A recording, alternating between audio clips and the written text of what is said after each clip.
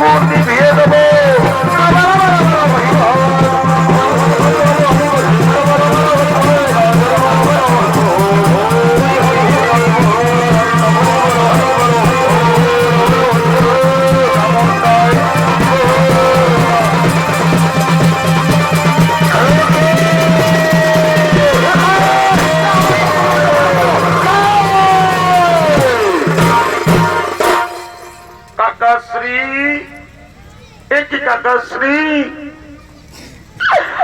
তোমাদের ভয়ে ভয়ে হয়তো শত্রুতা থাকতে পারে, আমি তোমার কি দোষ করেছি কাকাশ্রী?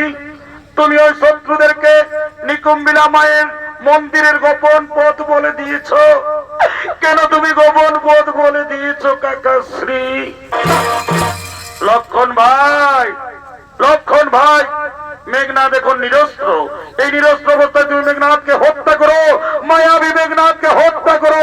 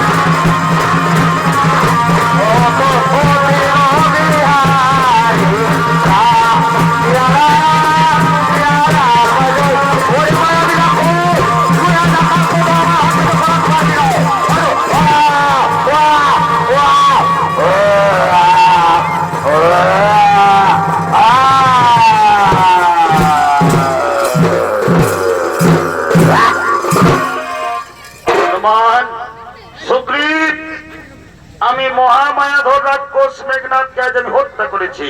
শোনো, এই মেঘনাথের শরীরকে নিয়ে যাও সমুদ্রের তীরে। মেঘনাথের একটি হাত কেটে পৌঁছে দিবে সুলোচনার কুটিরে। মেঘনাথের মাথাকে নিয়ে চলো, নিয়ে চলো প্রভু রামচন্দ্রের শিবিরে। হ্যাঁ, ঠিকই বলেছো। এই মেঘনাথের শরীরকে নিয়ে যাব সমুদ্রের তীরে। মেঘনাথের একটি হাত কাটবো, পৌঁছে দেবো সুলোচনার কুটিরে। মেঘনাথের মাথাকে নিয়ে যাব, নিয়ে যাব প্রভু রামচন্দ্রের শিবিরে। এসো, এসো সুগ্রীব, তুমি আমাকে সহায়তা করো। এই মেঘনাথকে নিয়ে যাব সমুদ্র